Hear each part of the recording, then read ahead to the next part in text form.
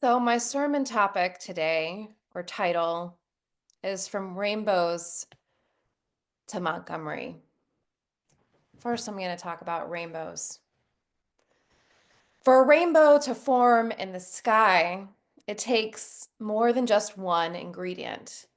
First, there must be light. Rainbows only happen when the sun is shining.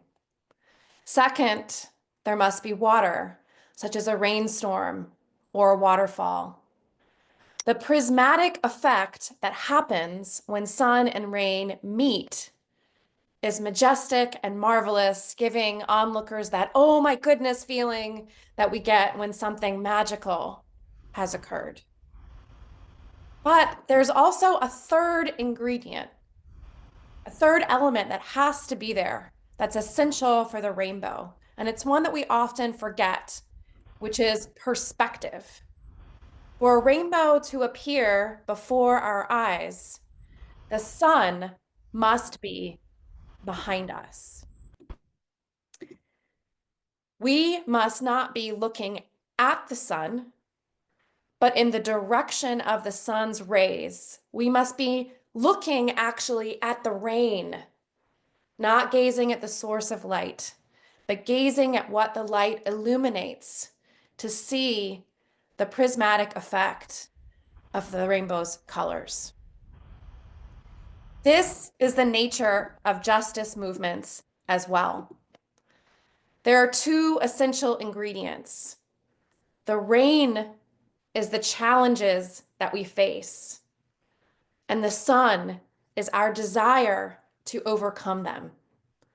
And yet this third ingredient is essential. It's our perspective. We must not be looking at the source of light or focused on only the good. We must not be looking towards comfort and security, because that perspective turns our back to the rain and to life's problems and struggles. We must instead align ourselves with the light and look towards where it is shining. We must bravely face the rain, and with the light as our strong ally, gaze towards what the mix of rain and light have to teach us.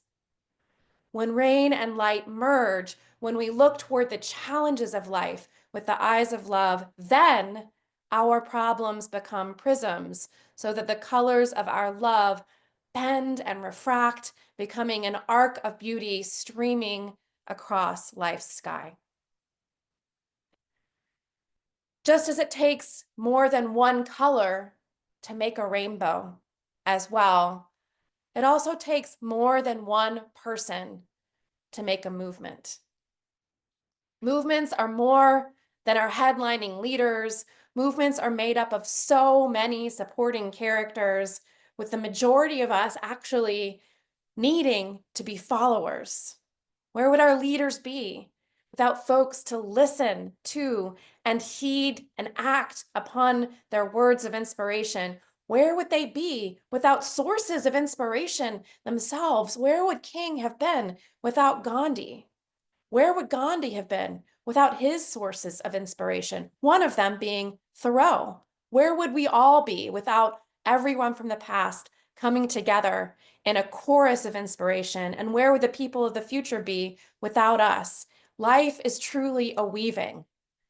I have often said that as a minister, I am indebted to the people of the congregation. You all are so much more important with me, because important than me. Without you, I have nobody to talk to.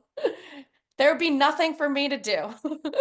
And it's also true that without others to inspire me, I'd have nothing to talk about. My heart would have nothing to say. So tomorrow we commemorate the birthday of a legend, Martin Luther King Jr., the leading voice for some time in our nation's civil rights movement. And yet we know he didn't do it alone. It's a wonderful thing to celebrate the birth of someone with such passion and drive for justice. And I believe we need to do this, not just because of King, but because of what he represents. He has become an archetype for us. He represents something that we yearn to remember and strive to continue to perpetuate. And yet we know he didn't do it alone. It's a wonderful thing to celebrate him, and yet we shape history with our memories. And if we narrow in on just one leader or only on one color of the rainbow, one color of the spectrum of love, we lose the diverse beauty of the rainbow. We lose the layered beauty of the voices of the chorus for justice. And maybe we end up speaking alone to no one or without inspiration to guide us in life's multiplicity, in life's complexity. King was inspired by many important teachers, and he was also motivated by his community, a community that supported and carried him all along the trail leading from Montgomery to Washington. The Montgomery bus boycott in 1955 marked the beginning of the modern civil rights movement in America. But in truth, we know it began even before that. We could say that it began with Harriet Tubman. We could say that it began with the desire for freedom within every enslaved person when they were placed on the boat in Africa. We don't know really where the beginning of the story was, but we can choose different points along the way as pearls, as gems along the story. And Rosa Parks is one person that we look to, another leader, as an instigator of that bus boycott in 55. But we also know that she wasn't even the first Black woman to refuse to give up her seat to a white person during that time. There were so many who led the way and who strategized to support and get Rosa and her community to where they were, strategically poised to make the next step towards justice. We do it together, people. Let us not forget that it takes a community. It takes a community to get towards where we need to go. It takes many steps to build a stairway. And even still, after that, it took the entire community collectively organizing to maintain a bus boycott lasting for 381 days. Can you imagine giving up your transportation for that amount of time? With people offering their cars as taxis and themselves as drivers, helping others get to where they needed to go. For more than a year, they endured, with the light of love illuminating their path forward, shining on the problem, breaking open hearts with the rainbow solution of a more just world. Another rainbow, another bright spot within movements. And one of those bright spots was also, and is still the music that carried them, the music that carries us along too. So last fall, many of you know that I traveled to Montgomery for a civil rights tour. I actually was able to visit several important locations, one of them being Martin Luther King's parsonage. And standing in the kitchen of Martin Luther King's home, of his parsonage, I listened to the words of a story from someone who was telling about Mahalia Jackson, who is actually known for inspiring Martin Luther King's "I Have a Dream" speech. So maybe you've heard this story.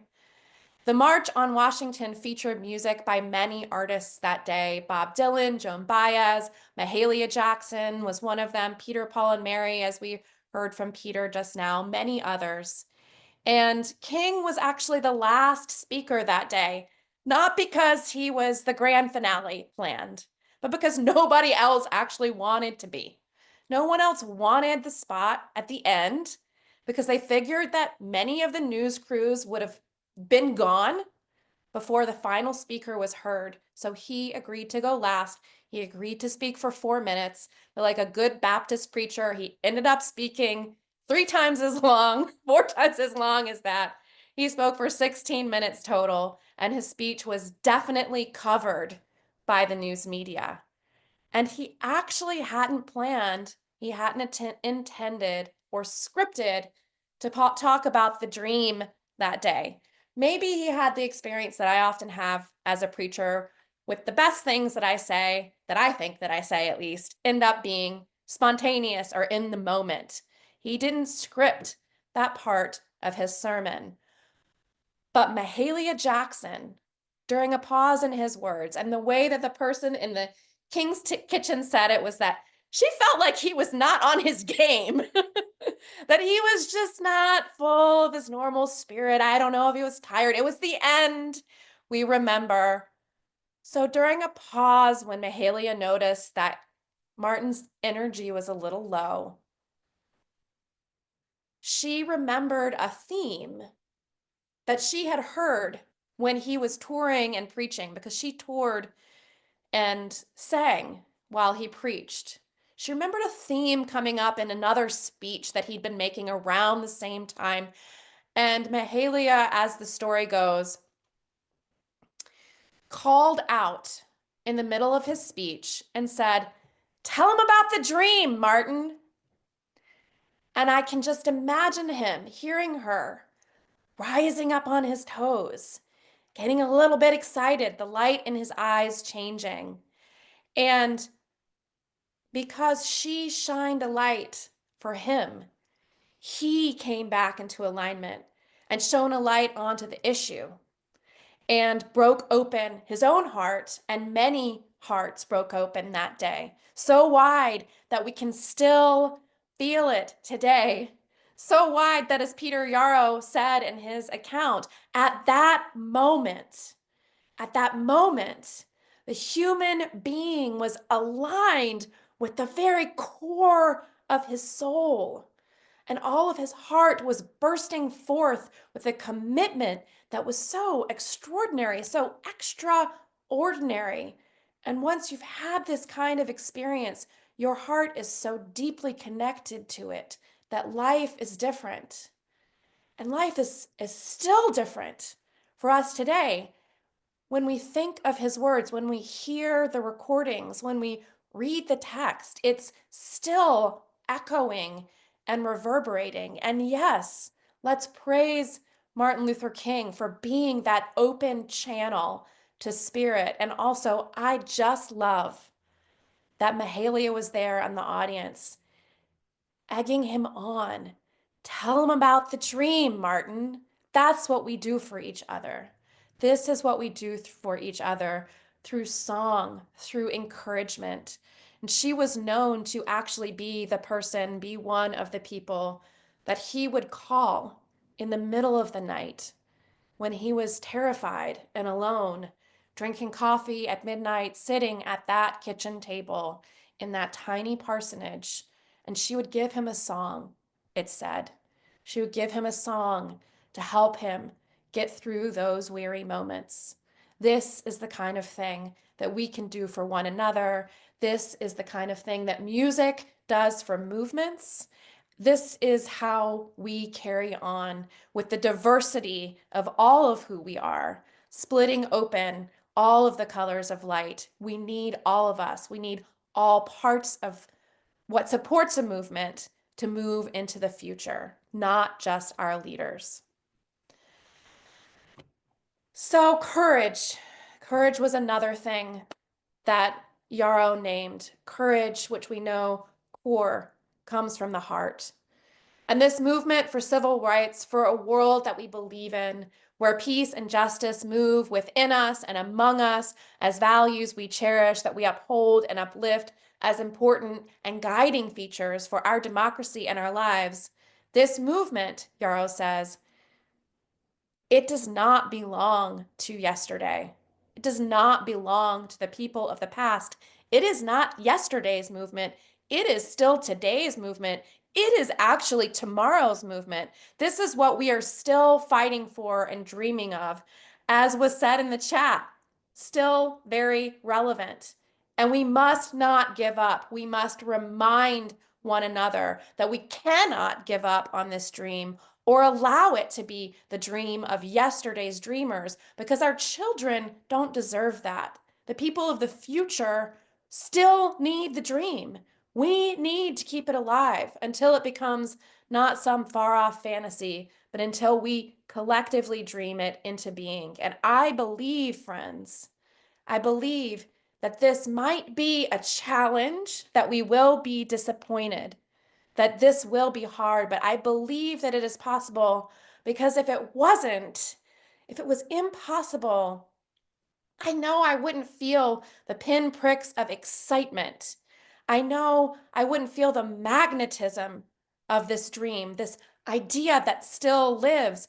I would feel if it were dead. If it were dead, it wouldn't have this kind of energy. It's not. The dream is still alive. It still lives. And it won't die unless we all give up on it, and we haven't yet. So I'm going to just end with a story of a few weeks ago in my own kitchen. I woke up with the news that Peter Yarrow had died. And I decided to play some of Peter, Paul, and Mary's music in the kitchen as I made breakfast. The world was blanketed in snow, as it also might be today, and my daughter, my family, was still sleeping. And as the voices wafted through my kitchen, I was just I became overwhelmed with an energy of yearning, with those prophetic voices from long ago, connecting to that dream of the past when they came together and so fervently dreamed for a better world.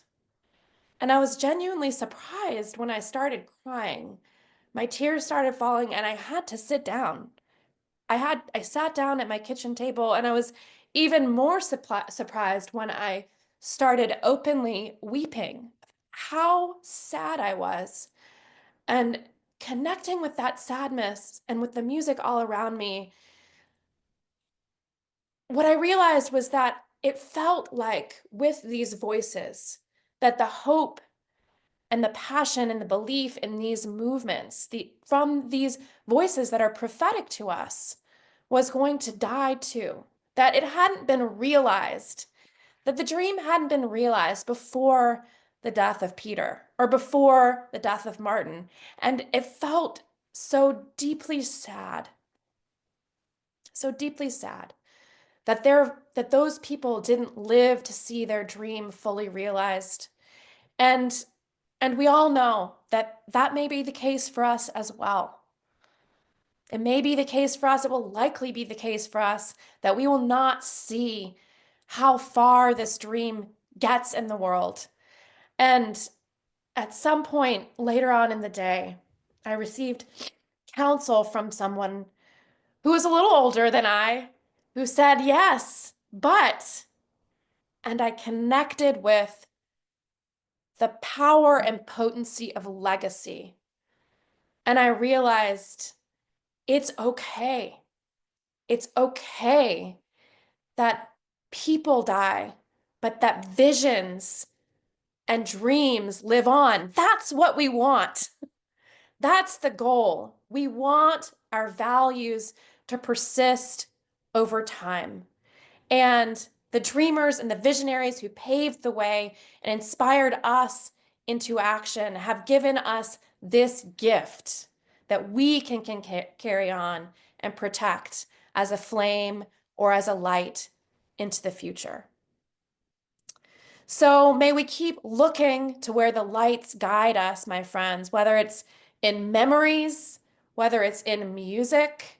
May we keep looking to what those lights direct us to, with the sun at our backs, looking towards the rain, looking towards the waterfalls, or wherever the light needs to shine, to make prisms out of our problems.